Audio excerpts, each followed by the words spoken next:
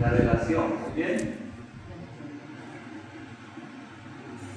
¿Cuál es la fuente de los mensajes? La Biblia. Es decir, que los mensajes tienen su fuente, sus fundamentos bíblicos en la Escritura y en la Biblia católica. Porque tienen que tener cuidado cuando ustedes compran una Biblia que sea católica, porque hay otras Biblias que no lo son, no tienen todos los libros. Hay unas que regalan así pequeñitas, que inclusive dice la palabra Jehová y todo eso, que es diferente a nosotros. Miren, hermanos, que Bernabé está diciendo algo muy importante. Cuando ustedes le pregunten a los sacerdotes, la gente, ¿de dónde vienen estos mensajes? Los mensajes tienen un fundamento bíblico. Por eso decimos, ¿por qué decimos mensajes? Recuerden la clase pasada. La literatura en que fue escrita, cuidado todos, la literatura en que es escrita, los mensajes y las visiones corresponden a un tipo de literatura que se llama apocalíptica. ¿Sí? Por favor, pongan atención. Apocalíptica, que tiene sus fundamentos bíblicos, pero es un tipo de literatura en la Biblia que se llama apocalíptica, como hay en la Biblia otros libros, otra literatura que es la de sabiduría, otras que son salmos, otras que son profecías, muy bien, sapiencial, otras cosas históricas, literatura histórica también, hechos históricos, pero los mensajes como corresponden a una literatura llamada apocalíptica, por eso aparecen las visiones. La visión nos habla de que la visión nos muestra una enseñanza. ¿Se acuerdan? Una enseñanza. Y la enseñanza tiene que ser interpretada. ¿Muy bien? No se preocupen por copiar, escuchen que después me mandan allí la web. La apocalíptica tiene visiones, como el Apocalipsis, el libro del Apocalipsis. No se puede interpretar libremente, porque hay que saber qué significan esos símbolos y esa visión desde el punto de vista bíblico. Como hemos dicho, que a la gente le gustan mucho los números de la Escritura no son los números nuestros. ¿Ya entienden eso?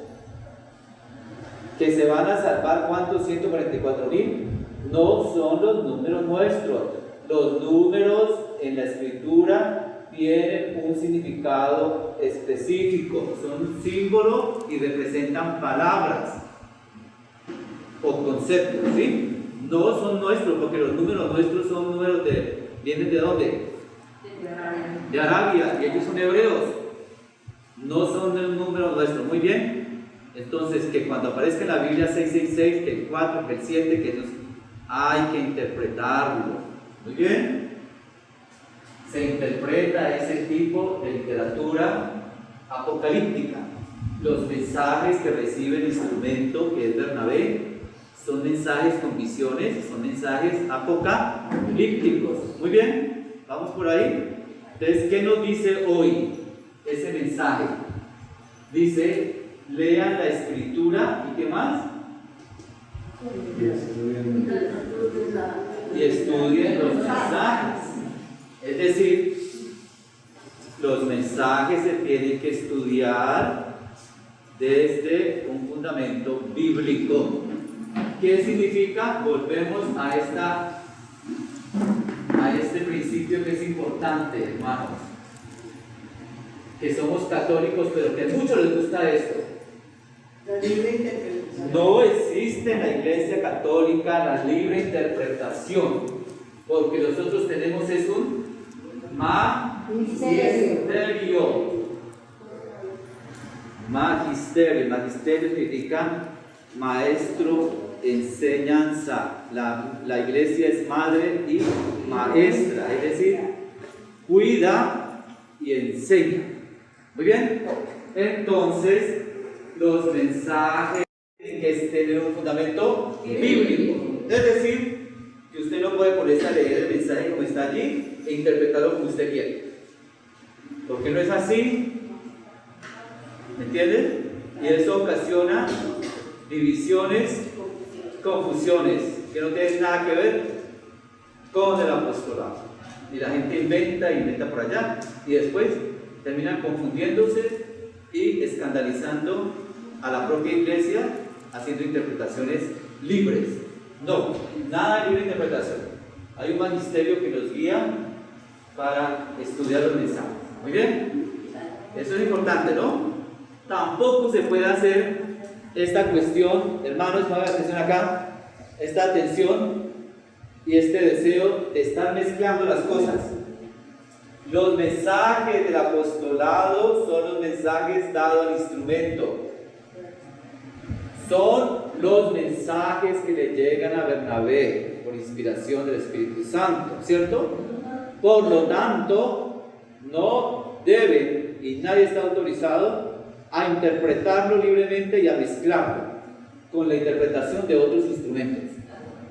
Que la señora por allá, que no se sabe si todavía está aprobado por la iglesia, que la visionaria de por allá, que el profeta de yo no sé qué, y mezclan a Bernabé con todo este poco de cosas que no tienen nada que ver. Eso es incorrecto.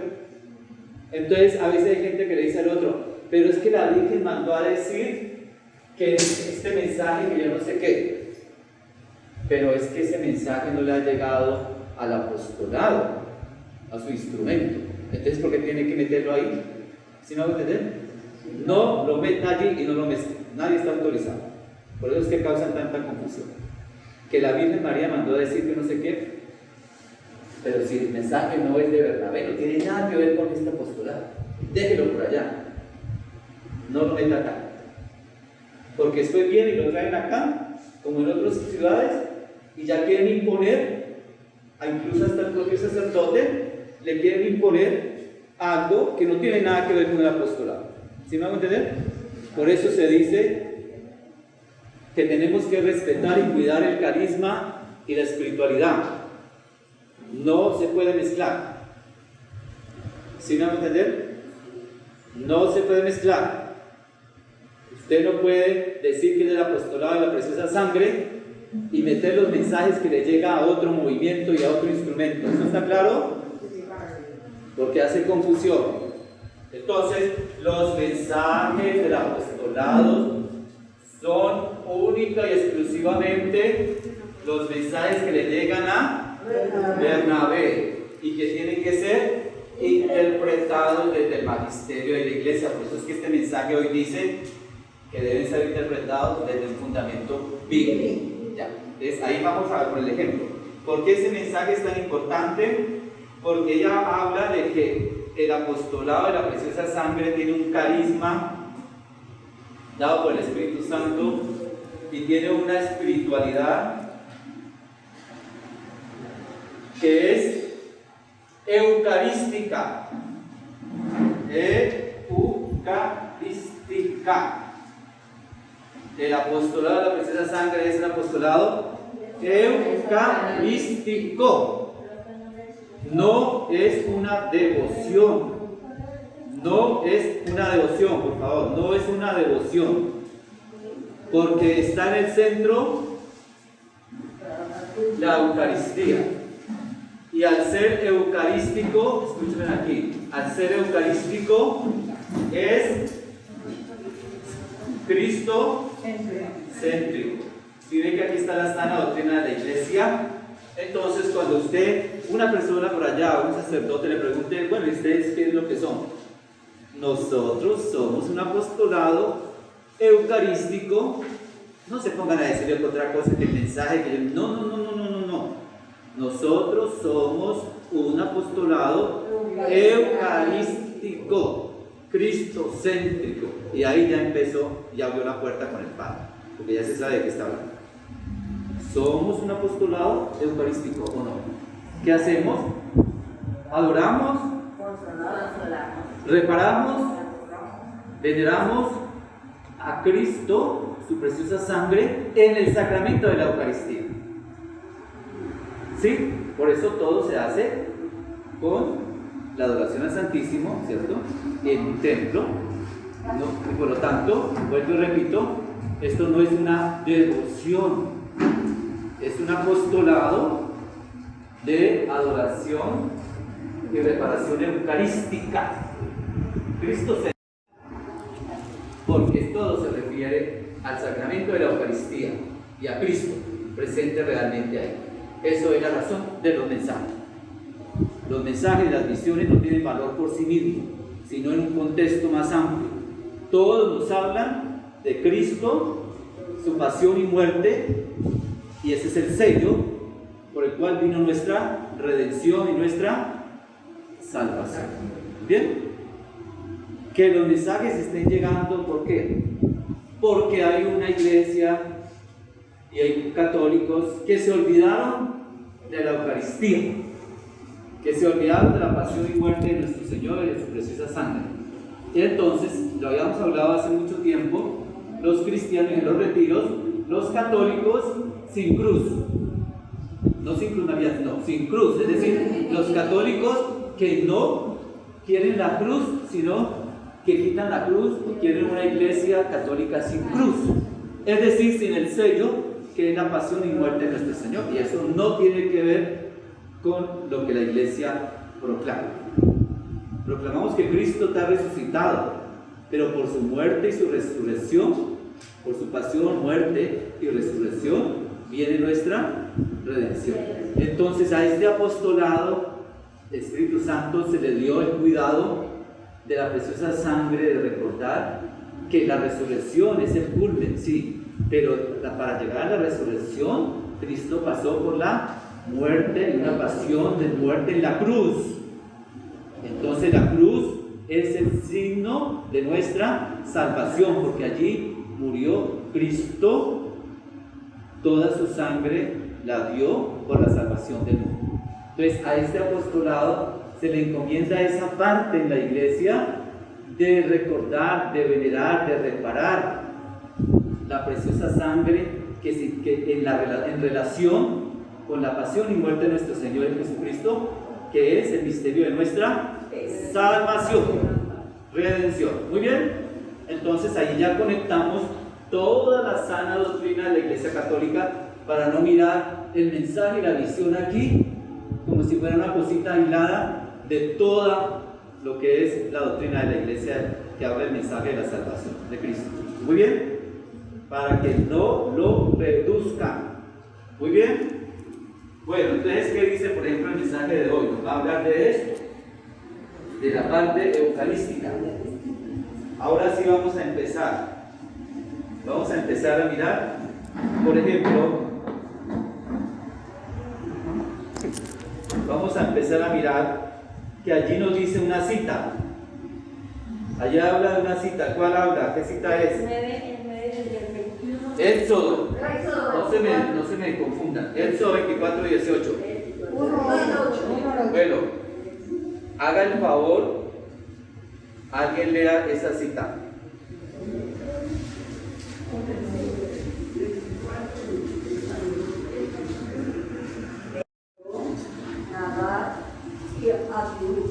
Y 70 ancianos de Israel, y póstrense a lo lejos. Moisés se acercará solo a Yahvé.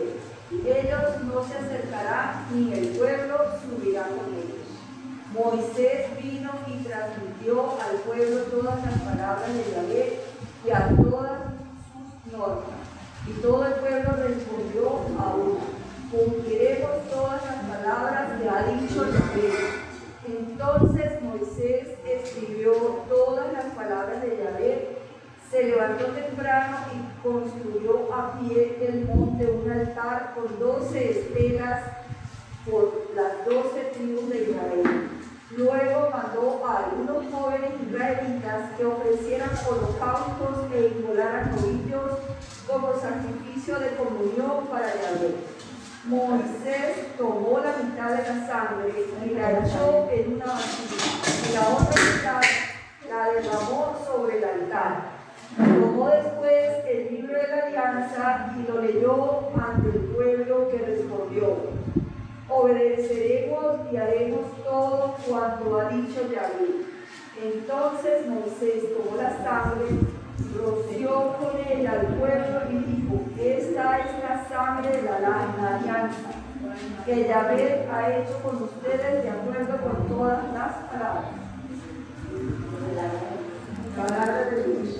Muy bien, miren, hermanos, no se distraigan, por favor, acá no se distraigan, no se distraigan.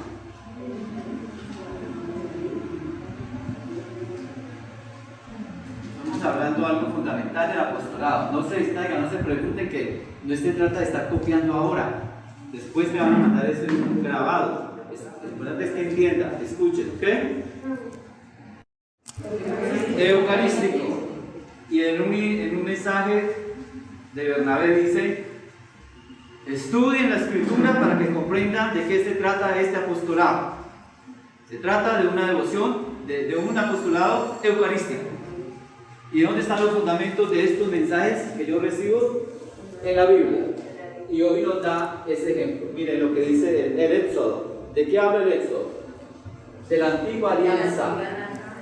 Nos habla del altar, de la sangre, del sacrificio, de la obediencia, ¿cierto? Del libro de la alianza. Mire que nos está hablando del sacrificio en la antigua alianza. ¿Cuál era? ¿Cuál era el sacrificio que se hacía?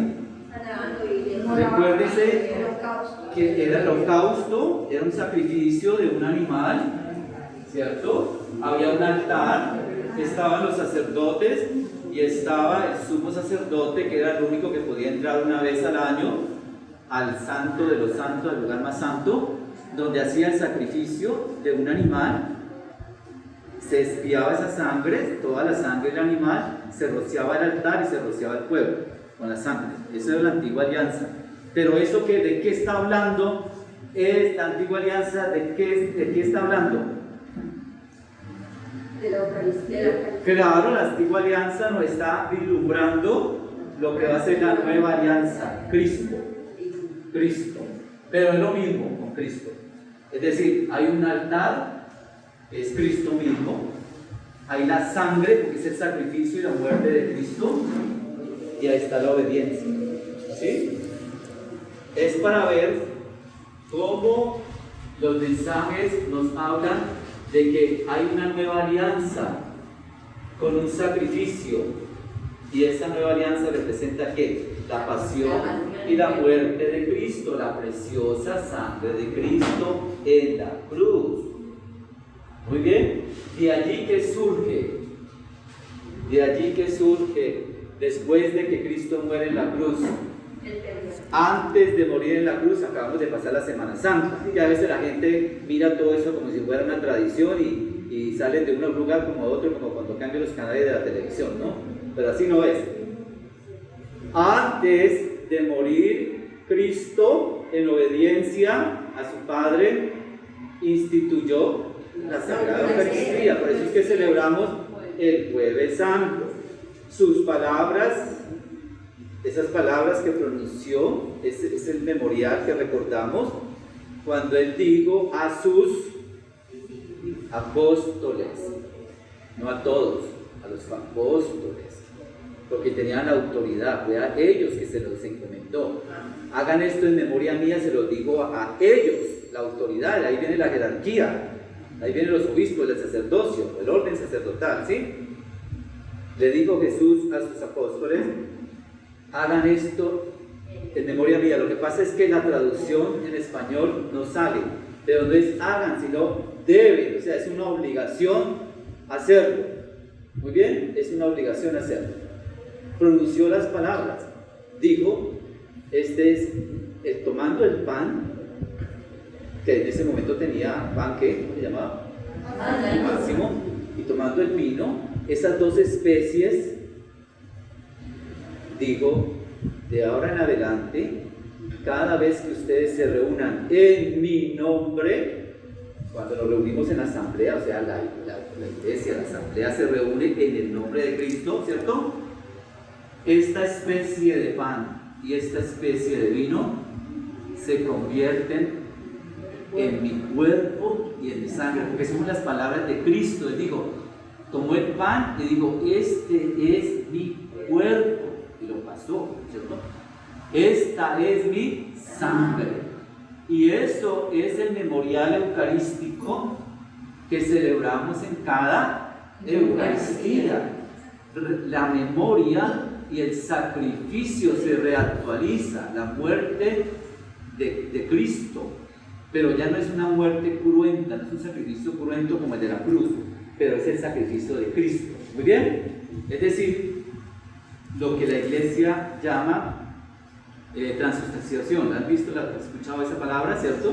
Cómo se conservan estas especies, sus factores externos, pero internamente ocurre el milagro que se convierte, su naturaleza y su esencia cambia. Ya no es vino, ya no es un pan, es el cuerpo y la sangre de Cristo, porque ese fue el mandato del Señor. ¿Sí? Con los siglos se fue estructurando lo que llamamos la Eucaristía. Muy bien, pero recuerden que nace allí con la fracción del pan. Hermanos y hermanas, no se dejen confundir. Hay una historia en la Iglesia, ¿cierto? Hay una historia de la Eucaristía también. Muy bien, hay una historia de la Eucaristía. Entonces no piensen, porque muchos se confunden y es un error juzgar todo desde nuestra actualidad sin olvidar los factores históricos. ¿Sí me van a entender? Hay una historia de la Iglesia, hay una historia de la Eucaristía. Cristo se reunió con sus apóstoles, instituyó la Eucaristía, pero duró siglos en que se estructurara la Eucaristía como la tenemos hoy. No había llegado Pentecostés, la Iglesia nace en Pentecostés. Entonces, al comienzo, ¿qué hacían cuando Jesús subió a los cielos y ya vino Pentecostés? El Espíritu Santo iluminó a los apóstoles, donde surgieron las primeras comunidades, las asambleas que se reunían. ¿Cómo empezó la Eucaristía? Eran en las casas donde ocurría esa reunión y no tenían el misal, ni tenemos las plegarias, ni eso se fue estructurando poco a poco. ¿Sí me van a entender? Para que cuando entren, y ahorita ni vamos a ese punto por punto, no lo vamos a hablar, sino que lo va a tocar después, para poder entender por qué la comunión en la mano, sí o no, y en la boca, sí o no, eso no lo podemos hacer por pura opinión. Tenemos que ir a lo que dice el magisterio y la historia de la Iglesia y de la Eucaristía. ¿Me van a entender? No podemos ver las cosas sin entender lo histórico. ¿Vamos bien? Para que ustedes no piensen que todo se tiene que mirar desde hoy, ¿no? Porque eso tiene un desarrollo histórico y eso lo vamos a estudiar. Pero para poder entender un hecho específico de si recibir la comunión o no en la mano, no lo podemos entender hasta que no entendamos todo esto. Muy bien, ¿qué es el sacramento de la Eucaristía? Y cómo se fue estructurando lo que llamamos hoy la Eucaristía. Muy bien, lo que tenemos hoy, toda la parte de la Eucaristía, la introducción, la palabra, el rito de la palabra, después tenemos ¿qué? La ofrenda, después tenemos la consagración. Eso se fue organizando poco a poco, eso no fue en un día que se organizó, se fue organizando gracias a los santos padres de la Iglesia, a los grandes teólogos, se fue estructurando. ¿Me van a entender? Hay que entender la historia, no hay que inventar las cosas, porque hay gente que le gusta entrar en polémicas, incluso dentro del apostolado, sin saber de dónde viene esa fuente. Que porque por allá una señora dijo que yo no sé qué es esto y que lo otro, y todo el mundo lo sigue. Eso no es de católicos, eso es de protestantes, que pueden inventar cosas y todo el mundo lo sigue. Aquí no, aquí la Iglesia cuando toma una medida la toma fiel al magisterio y la tradición. ¿Muy bien? ¿Estamos bien por ahí? Entonces miren, ¿qué estamos hablando acá? ¿Qué nos dice ese mensaje? Que hay una nueva alianza, que es Cristo, de donde surge lo que ya sabemos nosotros hoy, que es la Eucaristía. Porque Cristo, ¿quién es? Sacerdote, altar, sacrificio, víctima, al mismo tiempo. ¿Cierto? Eso lo encontramos nosotros. Muy bien. Tal como en la antigua alianza, ¿qué hacía el pueblo de Israel? Pues fue encomendado por Moisés, Dios le encomendó al pueblo que la forma como deberían demostrar sacrificio, alabanza al Señor, al Dios creador, era de esta forma. Se tenía que organizar un altar, un templo, unos sacerdotes, ¿cierto?, que hacían el sacrificio, un animal que era sacrificado en un holocausto, y con esa sangre se esparcía sobre el altar y se bendecía a la gente. Significaba sellados. Esa sangre era como el sello de decir: ustedes son mi pueblo. Muy bien, y era el sacrificio que se pedía en ese momento, y era de un animal, de un cordero, porque el cordero es molado. Por eso es que Cristo es la figura del cordero, porque también fue degollado, o sea, fue muerto. Es para ver cómo estas partes del altar, de la sangre, del libro de la alianza, del sacrificio y de la obediencia, la encontramos en la nueva alianza, que es Cristo, y Cristo realmente presente, ¿dónde? En la Eucaristía. Cristo está realmente presente. No piensen que es algo simbólico, porque eso es de los protestantes, lo que Lutero y otros reformadores hicieron. ¿Se acuerdan la historia? Que para ellos está simbólicamente allí, para nosotros no. Para nosotros está realmente presente, vivo. Porque por eso es que tenemos los sagrarios. Ahí está Cristo realmente vivo y presente. Y por eso en el sacrificio de la Eucaristía, la misa, está presente. Y se hace de memoria y el sacrificio de Cristo, y se recuerda su pasión y su muerte, su preciosa sangre. Por eso decimos que nuestro apostolado es un apostolado eucarístico. ¿Qué recordamos? ¿Qué reparamos? La pasión y muerte de nuestro Señor Jesucristo. Eso es lo que hace el gran Getsemaní y los llamados. Muy bien, hermanos, esto es muy importante. Esto es muy importante. No pueden separar el carisma del apostolado, su espiritualidad, los llamados, de los sacramentos. Porque todos los sacramentos nos hablan de la presencia de Cristo. Muy bien, no pueden separarlos.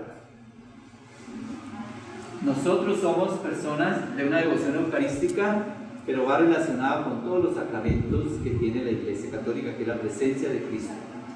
Que el apostolado ha sido llamado para centrarse en recordarle a la Iglesia y al mundo entero de la pasión y muerte de nuestro Señor Jesucristo en la cruz como nuestra redención, ¿cierto? De ahí viene nuestra redención. ¿Cuál es el sello nuestro? La pasión y muerte de nuestro Señor Jesucristo en la cruz es el sello, porque hemos sido sellados para poder ser redimidos por Él, por su muerte cruenta en la cruz, por su preciosa sangre. Muy bien, vamos bien por ahí, pero no lo podemos separar de los otros sacramentos que tiene la Iglesia. Es decir, que usted no puede decir, usted no puede ser eucarístico y no acercarse a todos los sacramentos de la Iglesia.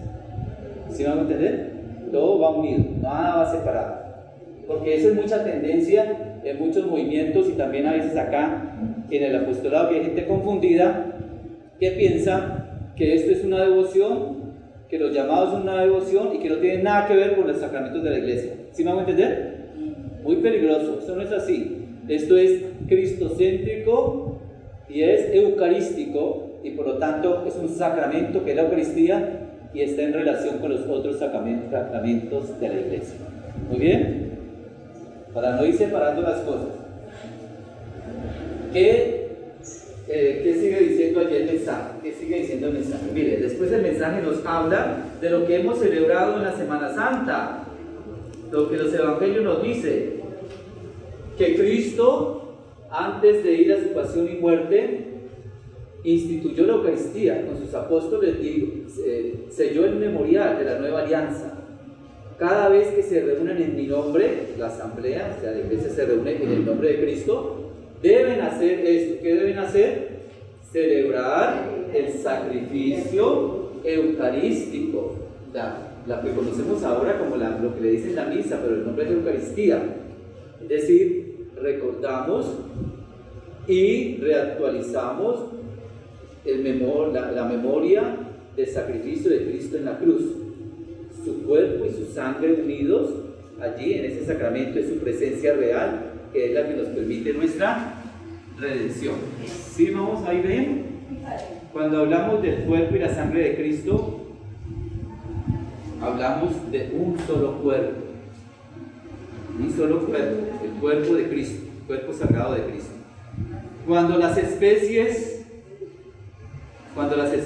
del vino y del pan en la Eucaristía, cuando el sacerdote, ¿qué hace el sacerdote en la Eucaristía?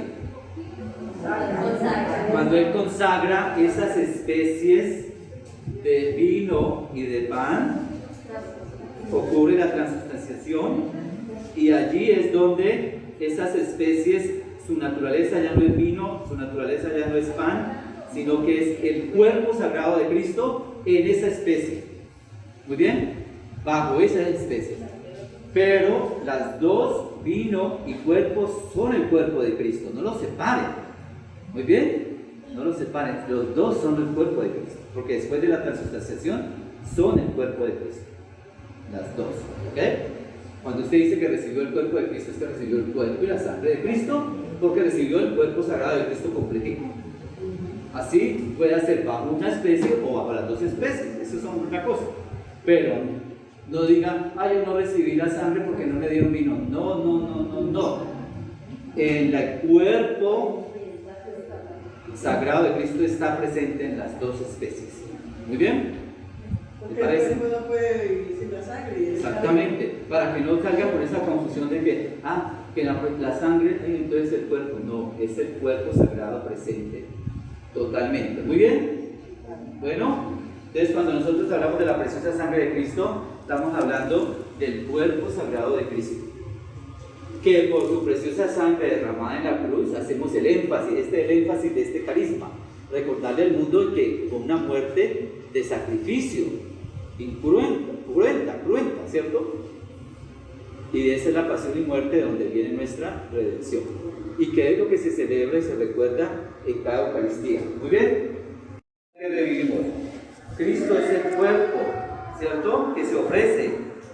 Cristo es el altar, el cuerpo de Cristo. Cristo muere en la cruz, sacrificio de la sangre de Cristo, ¿cierto? De donde viene nuestra redención. Muy bien. Y ustedes lo pueden ver en el catecismo, los números 1322, del 1322 al 1419 y el 1544 de forma explícita nos habla de lo que les estoy hablando a ustedes en este momento. Muy bien, pero vamos a seguir mirando el mensaje. A ver, ¿qué otra cosa dice? ¿Qué otra cita hay? Aquí hay una cita que dice: la nueva alianza. Nuestra redención viene por la pasión y muerte de nuestro Señor Jesucristo. ¿Ya? Cristo mismo es el sacrificio dado en la cruz para nuestra salvación, nuestra redención. ¿Ya? ¿Y cómo lo vivimos en la iglesia? En la Eucaristía. La Eucaristía nos recuerda el sacrificio de Cristo, su muerte y resurrección, su sangre. Es lo que recordamos en el memorial cuando celebramos la Eucaristía. Se reactualiza el sacrificio de Cristo, no cruento como en la cruz, pero es el sacrificio de Cristo aquí presente bajo las dos especies que se convierten en su cuerpo y su sangre como fue su mandato. Muy bien. Entonces, hermanos, ¿por qué es tan importante en nuestra espiritualidad de la preciosa sangre tener en cuenta la Eucaristía y estudiarla? Eso es lo que vamos a hacer también. Tenemos que estudiar el sacramento de la Eucaristía, porque no lo podemos separar el apostolado del sacramento. ¿Sí ven la diferencia? Porque no es una devoción, es un sacramento. Es un sacramento. Entonces esta espiritualidad es eucarística y por lo tanto es Cristo centro. Muy bien, por eso no le podemos mezclar cosas. No le podemos mezclar cosas. Otros mensajes de otros instrumentos no se pueden mezclar. no se debe ni nadie está autorizado a hacerlo, porque no es de esa forma como la iglesia organiza en su sabiduría lo que tiene que ser un movimiento o un apostolado. ¿Muy bien?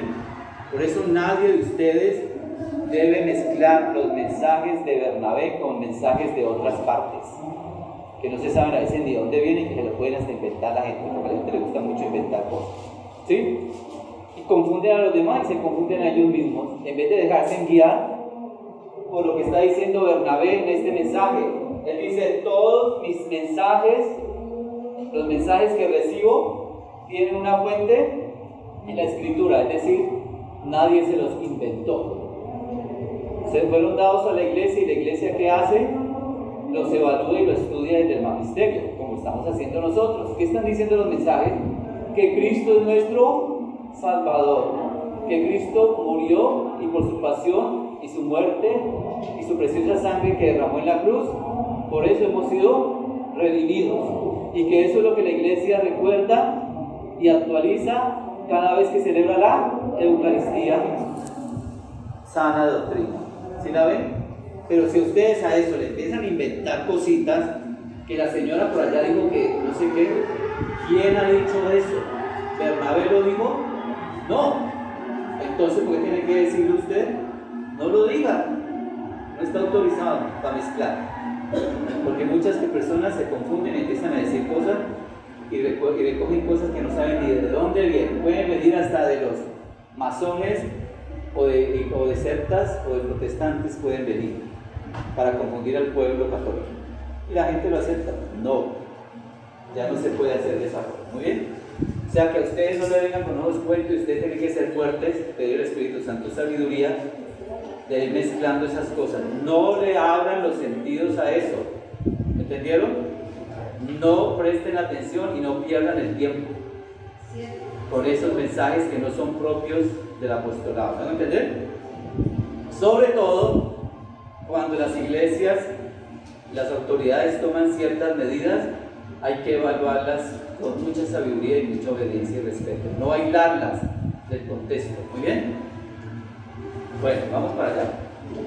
Para poder entender más adelante, vuelvo y repito, si recibir la comunión, ¿cómo se recibe la comunión? Esa es una forma de recibirla, pero no lo aísle del sacramento.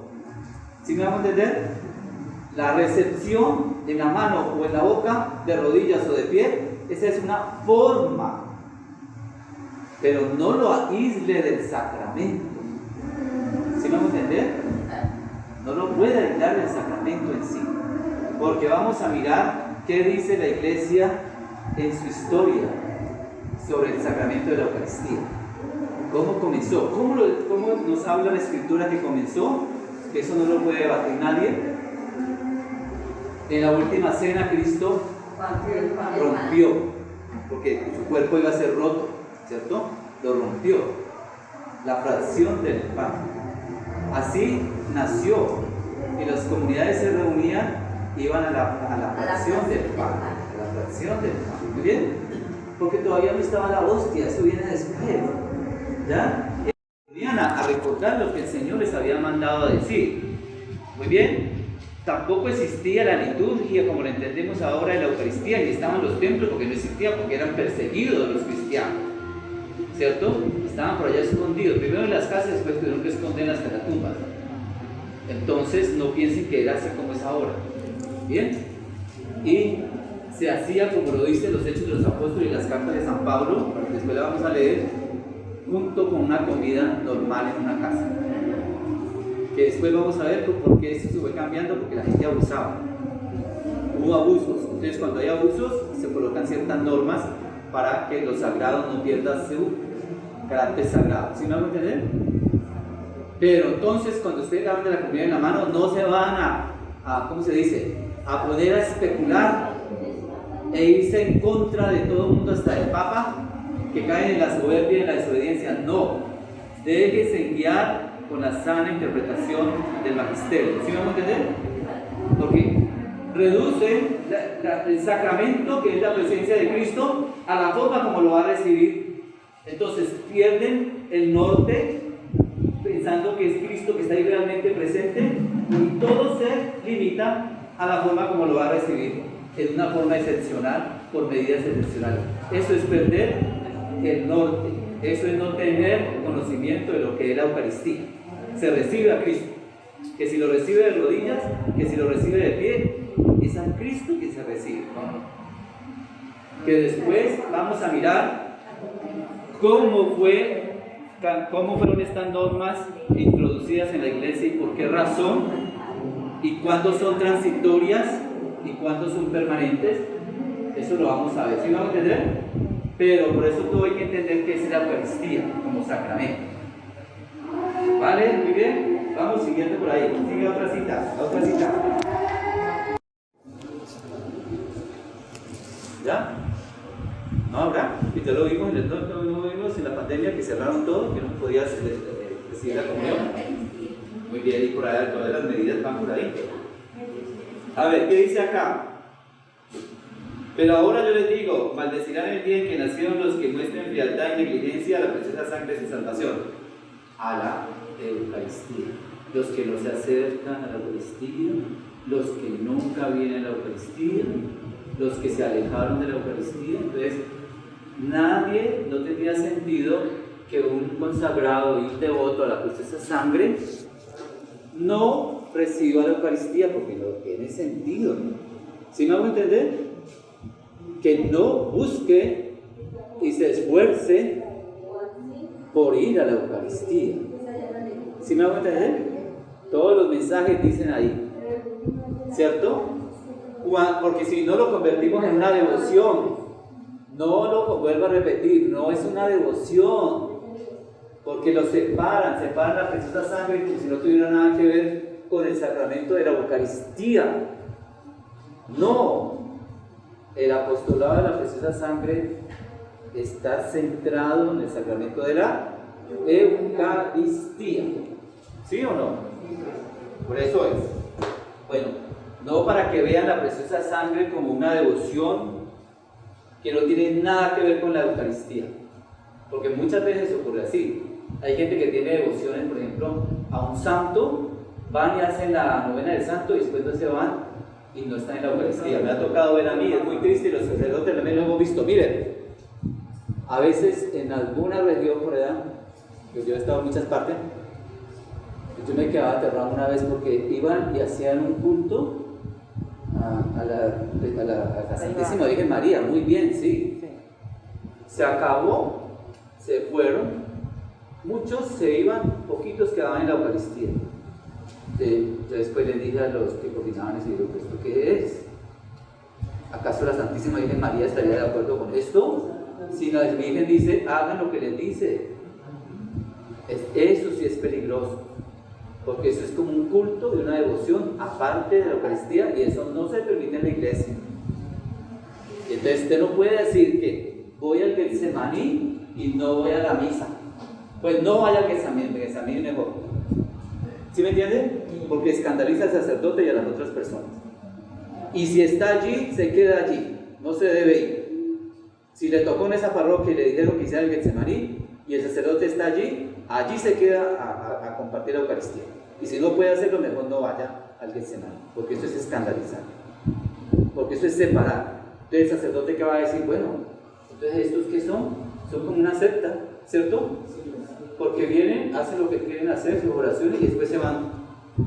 No, eso no es correcto, y eso no lo quiere Bernabé, y los dicen los mensajes. Miren que los mensajes dicen Eucaristía, Eucaristía.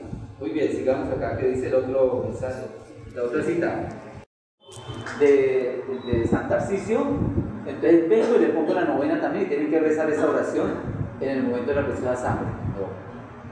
No, porque tiene este movimiento, este apostolado tiene una espiritualidad, tiene un carisma y tiene una norma, una estructura.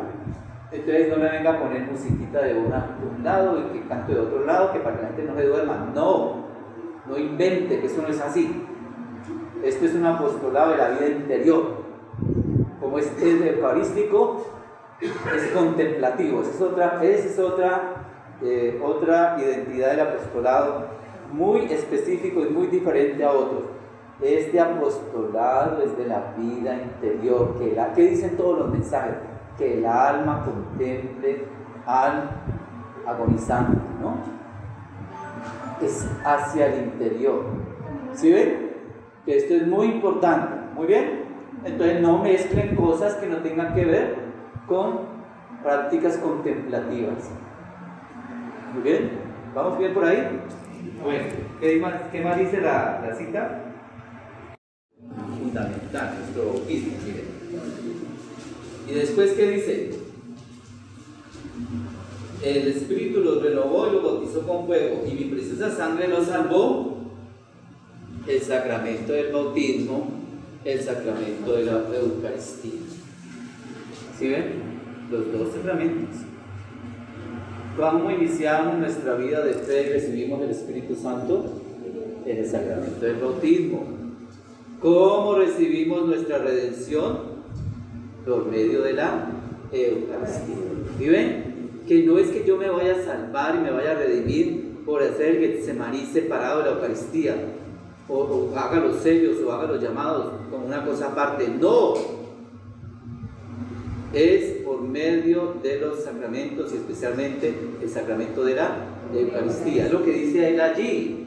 Todo bautizado recibe el Espíritu Santo, y cuando recibe la Eucaristía es redimido. Muy bien.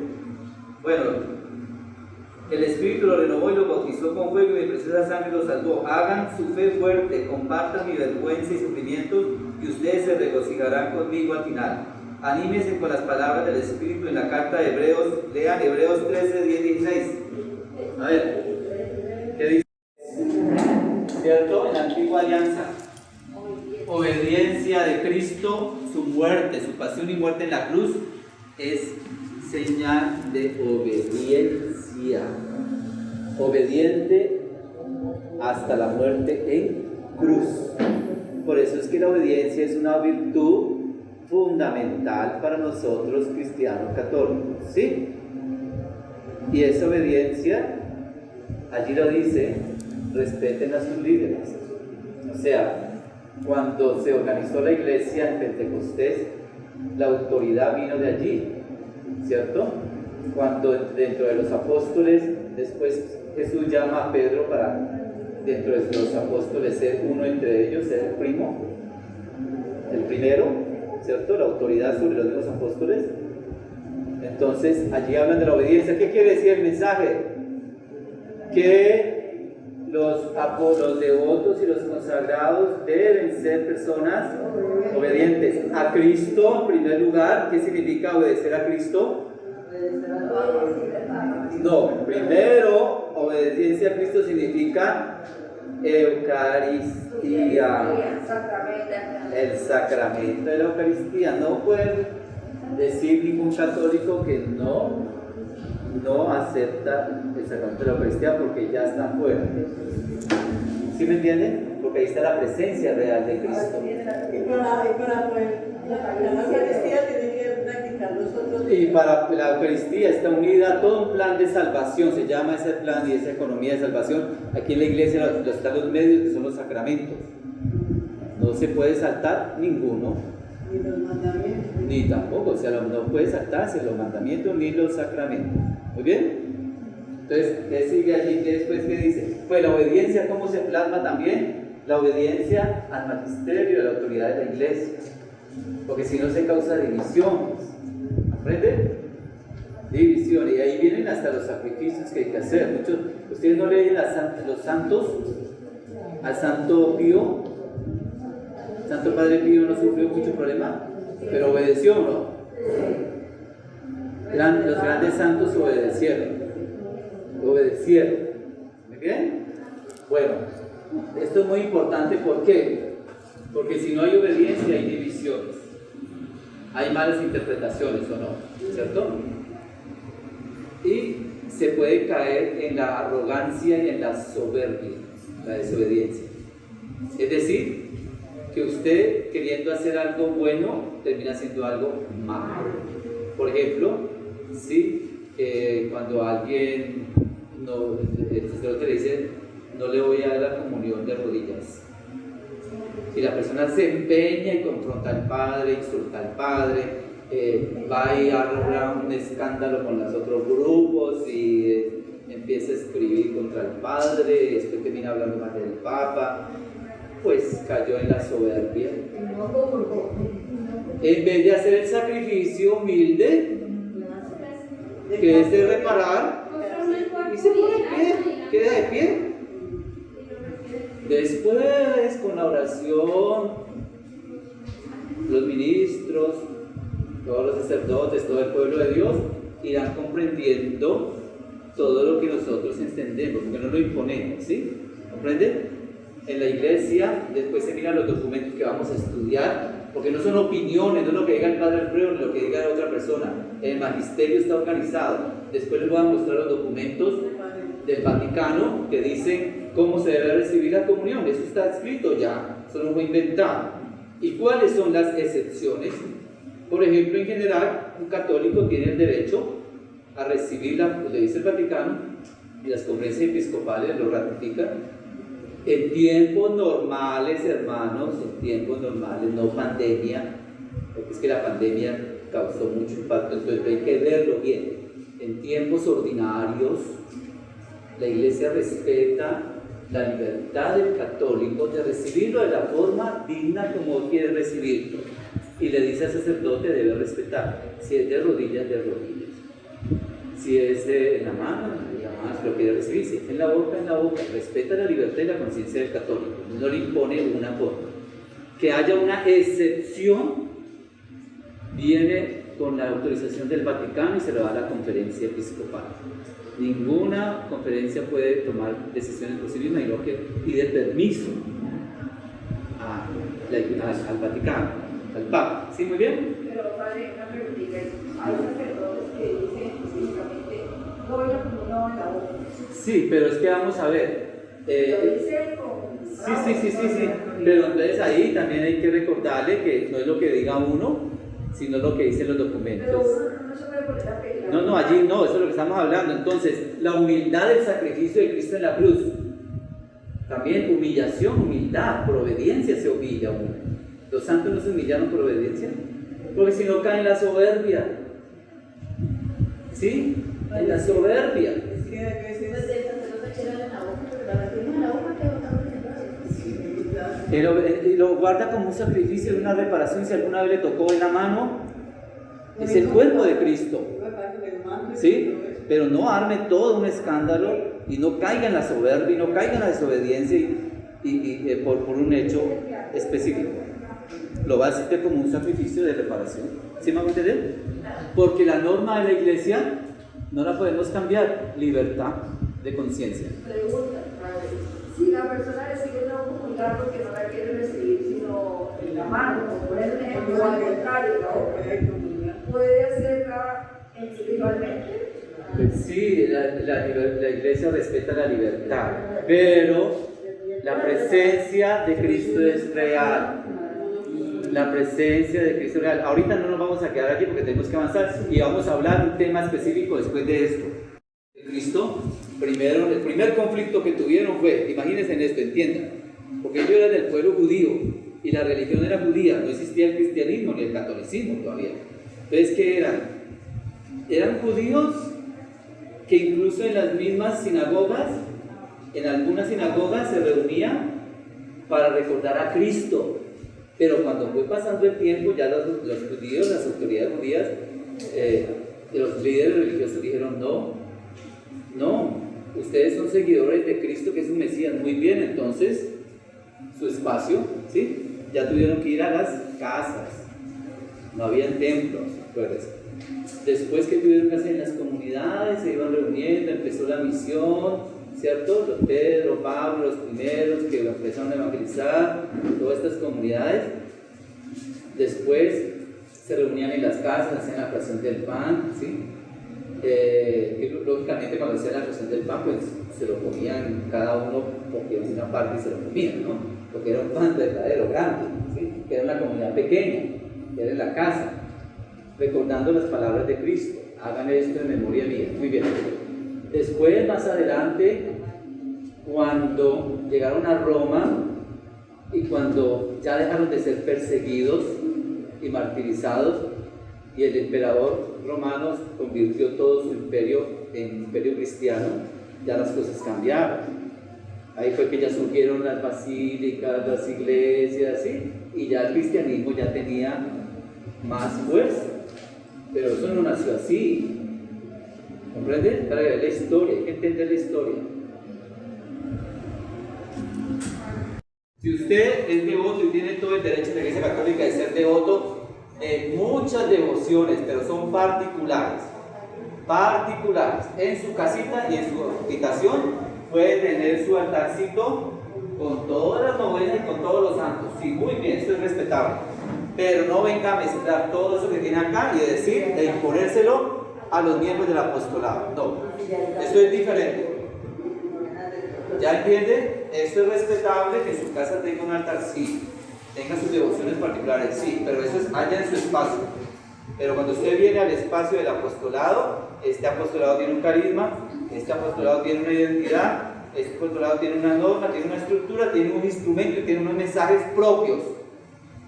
Así que no venga a meterle el libro de no sé qué cosa, el mensaje es muy bonito y que acá no tiene nada que ver. No lo mezcla.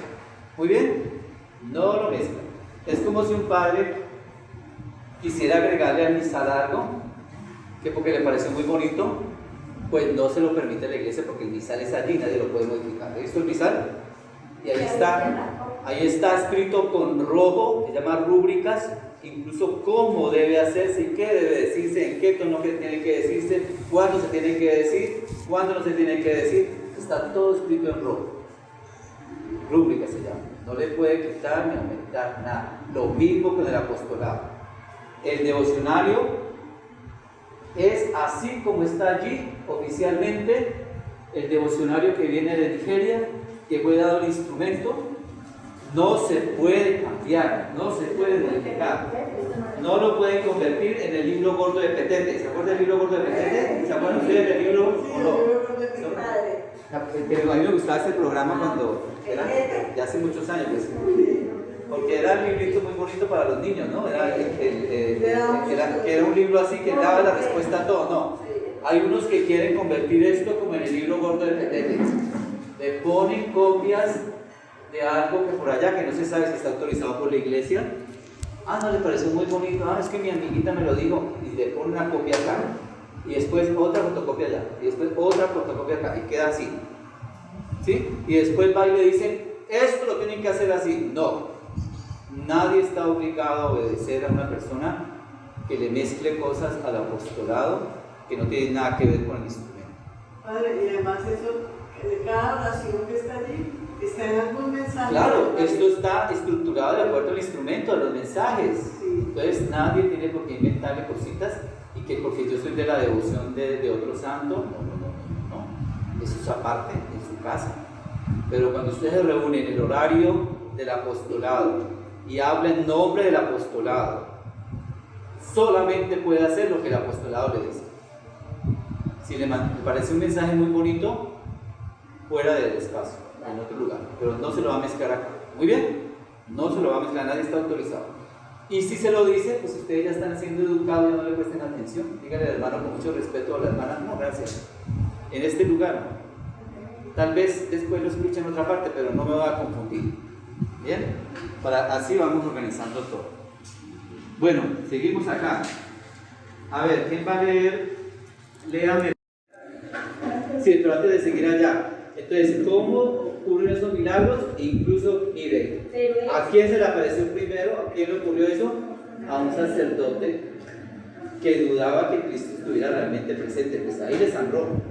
Es triste, pero ahí está. Y después han aparecido otros. ¿Por qué? Porque hemos olvidado que Cristo está realmente presente. ¿Sí? En la Eucaristía. ¿Y qué es lo que hace el apostolado de la preciosa sangre? Recordar que Cristo murió en la cruz y por su preciosa sangre viene nuestra redención. ¿Y que lo celebramos en cada Eucaristía? Eso es el apostolado, ¿no? Los mensajes le están recordando el tiempo final, viene, sí. Nuestra redención viene, sí. estemos preparados, sí, pero reconozcamos a Cristo en la Eucaristía. Ahora que estamos, ¿qué podemos hacer? Muy bien. Bueno, la Eucaristía, cuando uno recibe a Cristo en la comunión, uno se consagra, ¿sí? Se vuelve uno con Cristo. Y eso es lo que permite que el alma, con cuidado, avance en los niveles de perfección. ¿Cómo usted va a pretender que su alma avance en esta tierra para contemplar al agonizante si usted no recibe la Eucaristía? Nunca lo va a hacer, porque sería magia o sería otra religión que no tiene nada que ver con el catolicismo. El alma avanza cuando recibe a Cristo, cuando lo recibe, permite que el alma vaya subiendo en los niveles de perfección. ¿Sí me van a entender? Por eso es que usted no puede separar, yo le digo, el apostolado, el Getsemaní, los llamados de los sacramentos de la iglesia y el sacramento de la Eucaristía. ¿Muy bien? Sí, díganle. La cosa separada de la Eucaristía. ¿Sí? El sello es la pasión y muerte de nuestro Señor Jesucristo, su preciosa sangre en la cruz. Ese es nuestro sello. Es el que tenemos que renovar y todos los llamados conducen allá. Es decir, que mientras podamos recibir a Cristo en la Eucaristía, estamos siendo sellados y preparados para cuando ya no la podamos celebrar, hemos avanzado. ¿Sí me vamos a entender? Y nuestra alma va avanzando. Es como una oportunidad que se les da. Es decir, ahora que pueden, reciban a Cristo en la Eucaristía para que su alma vaya avanzando en los niveles de perfección. Sigue avanzando, porque llegará un día en que no se podrá recibir a Cristo en la Eucaristía, en que no habrá, que se sellarán las iglesias, como en muchos países también, que se prohibirá celebrar la Eucaristía, y entonces, ¿qué va a suceder? Los que hayan avanzado gracias a la Eucaristía, avanzaron, pero los que no avanzaron, cuando podían hacerlo. ¿Sí ven? Entonces, cuando se hace el Getsemaní, cuando se hacen los llamados, todo conduce a la Eucaristía. Todo. ¿Muy bien? No lo puedes separar. Es unido. ¿Ya? Estamos en el tiempo final. Acuérdense de la lección pasada. ¿Cuál es el tiempo final? El tiempo de la iglesia. Todo el tiempo de la iglesia. ¿Cuál es el tiempo final? El tiempo de la iglesia con sus sacramentos y el sacramento de la Eucaristía. Ese es el tiempo final, prepárese. Entonces, ¿cuál es prepararse para el tiempo final? Cuando se habla, prepárese porque el juicio del día final llega. Los mensajes dicen, ¿qué es la preparación? No es que usted se va a ir a esconder o usted va a acumular cosas como hace mucha gente que va al supermercado que porque van a cerrar, ¿verdad? No. Prepárense significa reciban todo lo que ha sido encomendado a la iglesia, los sacramentos, los sacramentales, las devociones, ahí sí entra todo, las oraciones, todo lo que la iglesia orienta, ¿sí? Eso es prepárense. ¿Ok? Bueno, ¿qué sigue? Dios nos ha sellado. Dios nos selló por medio de su Hijo, de su muerte y resurrección, de su sangre preciosa, es el sello, es Cristo. Dios nos selló con la sangre de Cristo, su muerte y resurrección, su pasión. ¿Bien? ¿Cómo nos sella también? Con el Espíritu Santo. Cuando somos bautizados, somos sellados por el Espíritu Santo, ¿cierto? Y cuando recibimos la Eucaristía, somos sellados con la pasión y muerte de nuestro Señor Jesucristo. De ahí viene nuestra redención. ¿Sí ven cómo es el sello? Para que no piensen que el sello es como una medalla o una cosa diferente, ¿cierto? Hay personas que tienen esa imaginación, mezclan religión con magia, entonces piensan que es como un amuleto, que es como algo externo, que es como no, es Cristo. Muy bien, bueno, sigamos. ¿Qué otra cita? Cristo es el Evangelio, la palabra de vida, el Verbo se hizo carne, la buena nueva. Cristo nos sella y el Espíritu Santo nos sella. ¿Sí? Y ahí avanzamos, estamos sellados. Muy bien.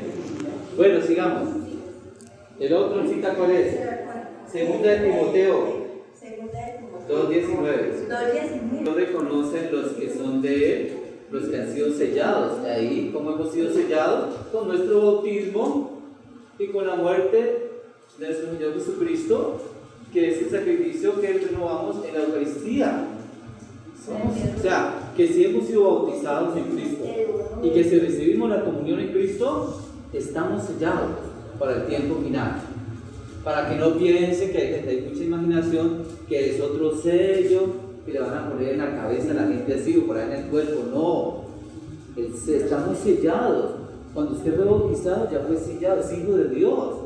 Y cuando usted renueva su Eucaristía y usted recibe a Cristo en la Eucaristía, está siendo sellado para el final de los tiempos. ¿Sí me hago entender? Entonces no es que haya discriminación, que digan, bueno, entonces ¿quién se va a salvar? Pues los que están bautizados y los que reciben la Eucaristía, ahí no están. Esos están sellados. ¿Por qué? Porque libremente lo hicieron. Y los que no quieren sellarse es porque libremente no quieren hacerlo. ¿Sí? No es libertad. Entonces cuando dicen, es que Dios castiga y va a destruir todo. No, si le está dando la oportunidad de ser miembros de Él, hijos de Él, de ser sellados, ¿no les parece? Se habla, acuérdense de los números, 144,000. No se salvaría ni siquiera cuántos habitantes hay en Cali.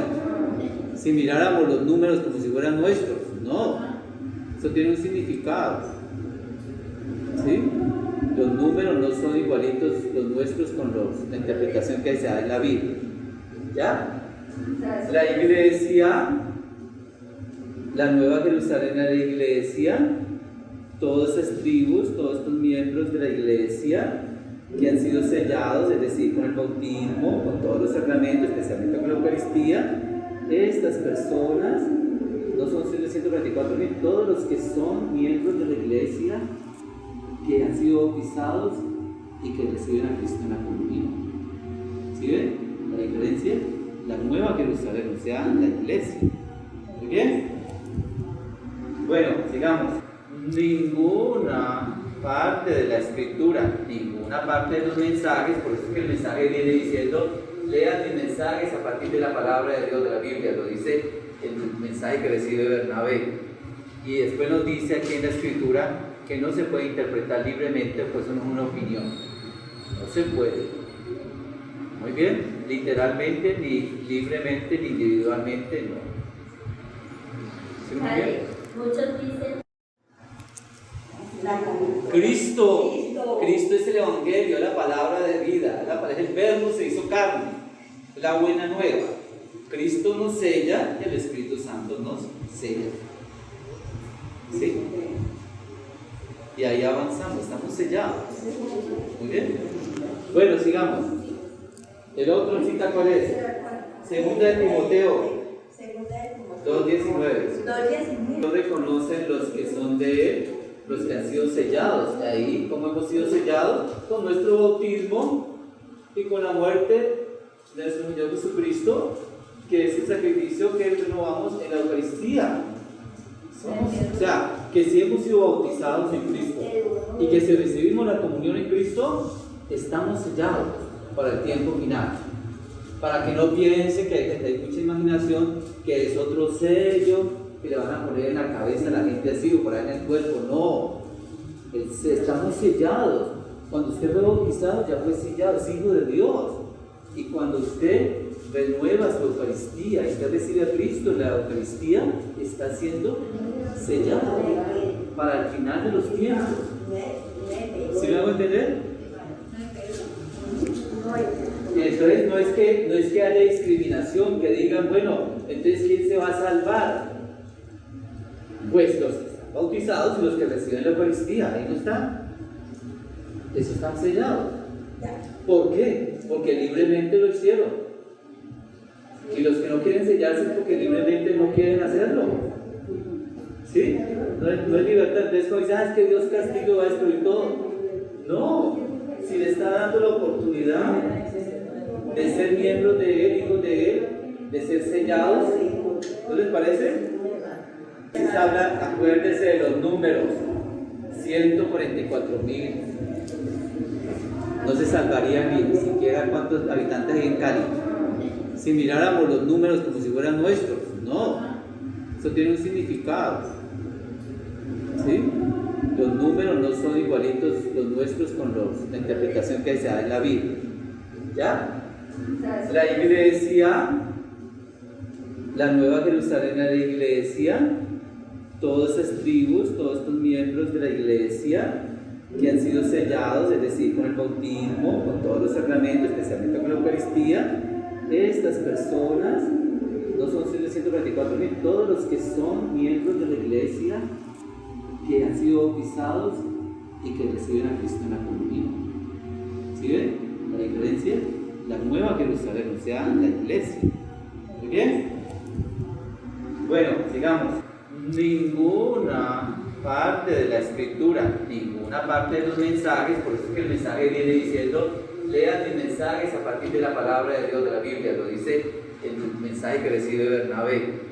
Y después nos dice aquí en la escritura que no se puede interpretar libremente, pues eso no es una opinión, no se puede.